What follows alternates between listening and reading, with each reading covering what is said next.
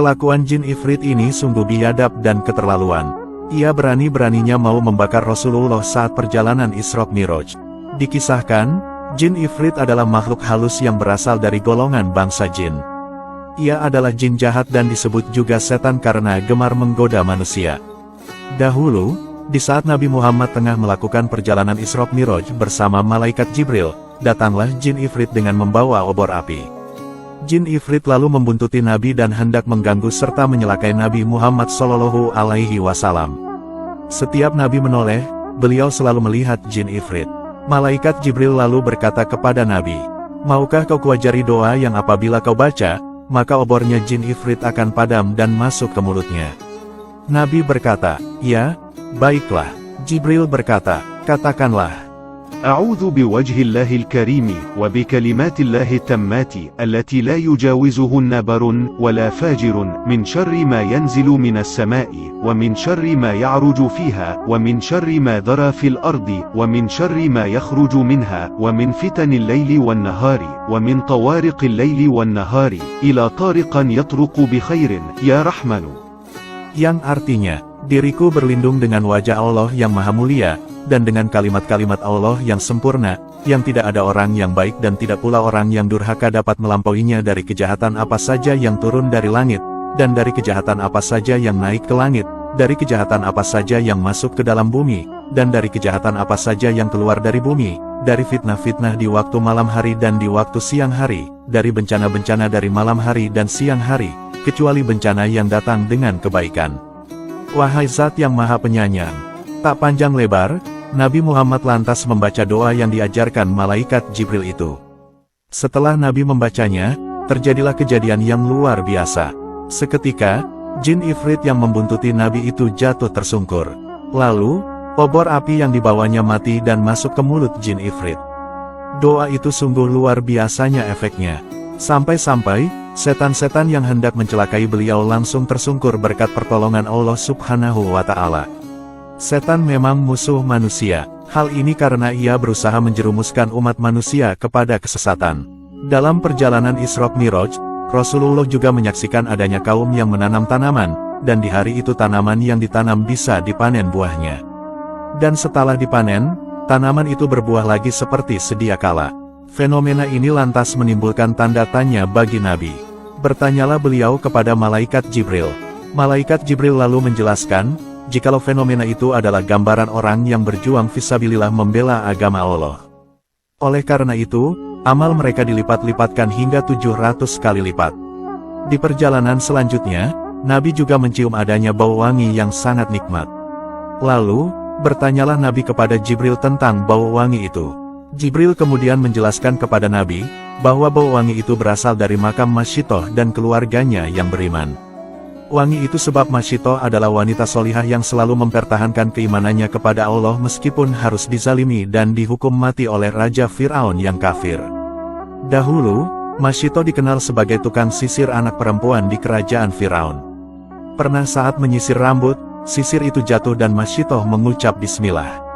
Ucapan Masyitoh ini lantas mengundang tanya anak Fir'aun, yaitu apakah Masyitoh punya Tuhan selain ayahnya Fir'aun. Lalu, Masyitoh mengakui bahwa Allah lah Tuhannya, bukan Fir'aun.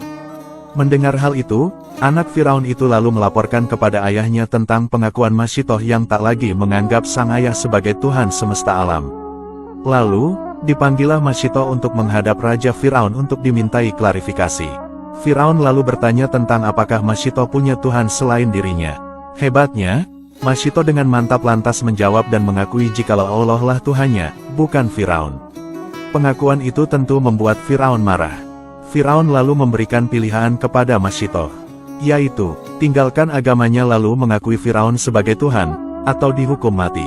Masyitoh lalu memilih dihukum mati daripada melepas keimanan demi kenikmatan dunia yang fana. Pilihan Masyitoh lalu dikabulkan Fir'aun. Fir'aun lalu memerintahkan pasukannya untuk menyediakan wajan besar berisi air, lalu diletakkan di atas tungku api. Wajan itu lalu dipanaskan hingga mendidih. Ketika sudah siap, Masyitoh dan keluarganya lalu diceburkan ke dalam wajan mendidih itu hingga kesemuanya meninggal dunia. Kisah Masyitoh dan keluarganya itu memang sungguh bikin mata nangis, namun, meskipun mereka wafat dalam kondisi terzalimi, tetapi Allah menggantinya dengan surga. Bahkan hebatnya lagi, makamnya sangat wangi saat dicium Rasulullah ketika Isra Mi'raj. Di perjalanan selanjutnya, Nabi juga melihat adanya penampakan menyedihkan. Terlihat ada sebuah kaum yang kepalanya dibenturkan ke batu hingga membuat kepala mereka pecah. Namun setelah pecah, kepala mereka balik normal lagi. Lalu kepala mereka kembali dibenturkan hingga pecah lagi. Kejadian itu berlangsung berulang-ulang tanpa henti. Jibril lalu menjelaskan kepada Nabi, bahwa penampakan itu adalah gambaran azab yang akan diterima orang-orang yang tak mau melaksanakan sholat 5 waktu dan juga sering mengakhir-akhirkan waktu sholat.